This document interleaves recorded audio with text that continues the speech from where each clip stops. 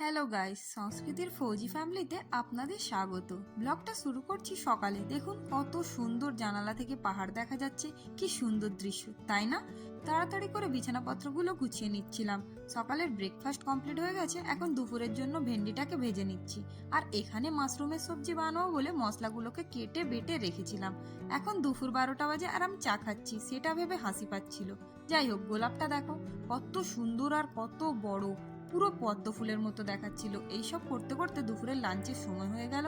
আর এই যে জুসটা দেখছো, এটা আসলে আমি আম কেটে দিয়ে গেছিলাম। আর এই যে দেখতে পাচ্ছ এনাকে, এটা এনারই কাজ। আম দিয়ে জুস বানিয়ে ফেলেছে আর এখন বসে ফোন ঘাঁটছে।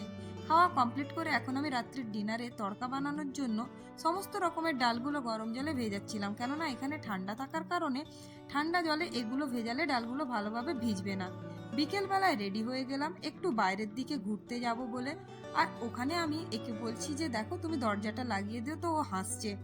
আমরা যাচ্ছিলাম বেকারি শপের দিকে একটু পেস্ট্রি কেক খেতে।